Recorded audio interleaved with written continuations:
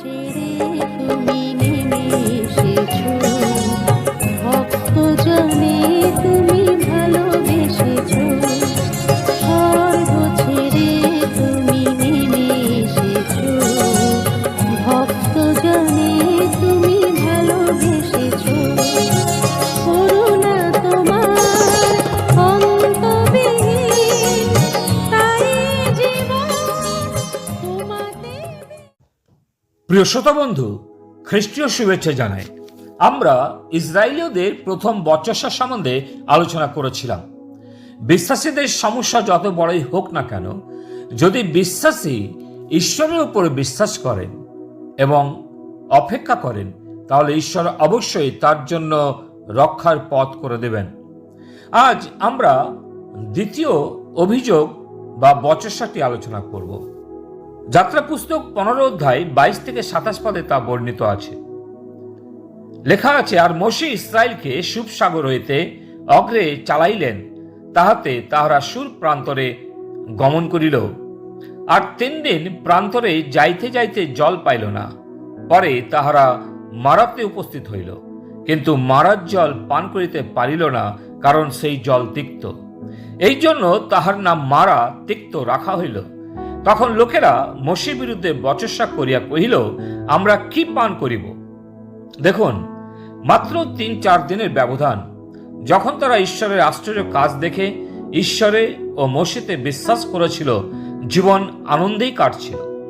এমনকি মোশির বোন মরিয়মের সাথে তারাও ঈশ্বরের প্রশংসা গীত গাইছিল।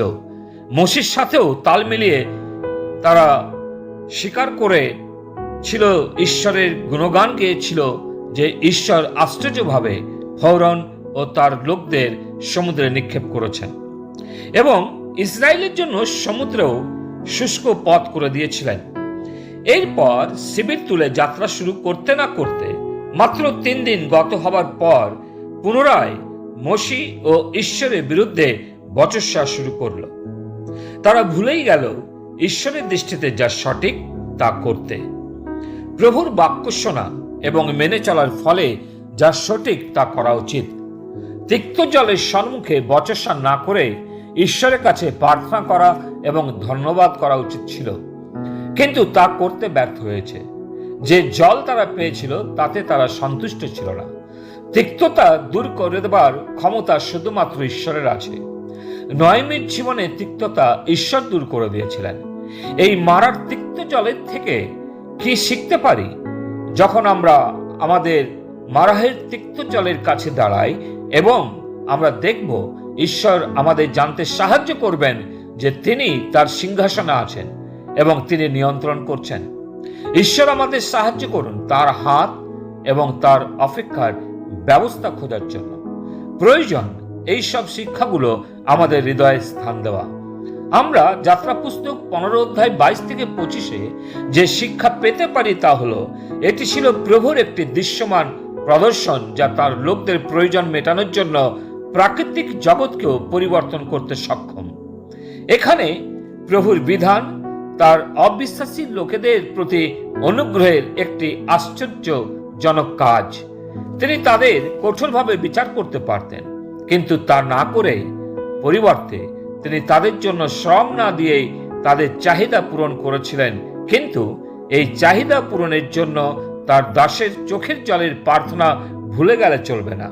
প্রিয়, অতি বাস্তব যে যখনই কোনো সমস্যার সম্মুখীন হই, আমাদের বচসা না করে প্রভুর নিকটে চোখের জলে প্রার্থনা করলে প্রভু সেই সমস্যার সমাধান করবেন। মারার আধ্যাত্মিক অর্থ কি হতে পারে? তিক্ততা, দুঃখ, দুর্ভাগ্য এবং বিপর্যয়। এটা মরুভূমির একটা স্থান বা জায়গা। এই মরুভূমি প্রতিটি বিশ্বাসীর জীবনে কখনো না কখনো আসে, বিশেষ করে যখন আমরা প্রভুর উদ্দেশ্যে জীবনযাপন করি এবং স্বর্গে যাওয়ার প্রস্তুতি নেই। যেমন যেখানে ইসরায়েলীয়রা মিশর থেকে বেরিয়ে আসার পথে লোহিত সাগর অতিক্রম করার পরে এসেছিল। মারার জল তিক্ত ছিল এবং মোশে সদাপ্রভুর আদেশের আনুগত্য করে একটি নির্দিষ্ট গাছকে জলে ফেলে দিয়ে তা মিষ্টি করেছিলেন। যেমন যাত্রা পুস্তক 15 অধ্যায় 23 পড়ি, এবং গণনা পুস্তক 33 অধ্যায় পাঠ করলে জানতে পারা যায় ইসরায়েল জাতির প্রান্তযাত্রায় কোথায় কোথায় শিবির স্থাপন করেছিল এবং ঈশ্বরের অনুগ্রহ লাভ করেছিল। একটি নির্দিষ্ট গাছ তিক্ত জল মিষ্টি করেছিল। অনুরূপভাবে খ্রিস্ট এবং তার ক্রুশ আমাদের জীবনে তিক্ততা দূর করে মিষ্টতা নিয়ে আসে যখন আমরা তার উপর নির্ভর করি। মারার রহস্য কি? তিক্ত জল, তিক্ততা এবং বচসা করার একটি স্থান, কিন্তু এই স্থানে ইসরায়েলীয়রা ঐশ্বরিক আদেশের প্রথম সেট বা একগুচ্ছ এবং বিশ্রামের ভিত্তি লাভ করে। মসি তিক্ত জলে একটি কাঠ নিক্ষেপ করে এবং জল মিষ্ট করে। এরপরেও ঈশ্বর মান্না ও ভরুই পক্ষী পাঠিয়ে দেয়। যাত্রা পুস্তক 15 অধ্যায় 25-26 পদে সেই স্থানে সদাপ্রভু ইসরায়েলের নিমিত্ত বিধি ও শাসন নিরূপণ করিলেন এবং তাহার পরীক্ষা লইলেন আর কহিলেন, তুমি যদি আপন ঈশ্বর সদাপ্রভুর রবে মনোযোগ করো, তাহার দৃষ্টিতে যাহা ন্যায্য তাহাই করো, তাহার আজ্ঞাতে কর্ণ দাও ও তাহার বিধি সকল পালন করো, তবে আমি মিশ্রীয়দিওকে যে সকল রোগে আক্রান্ত করিলাম সেই সকলেতে তোমাকে আক্রমণ করিতে দেব না, কেননা আমি সদাপ্রভু তোমার আরোগ্যকারী।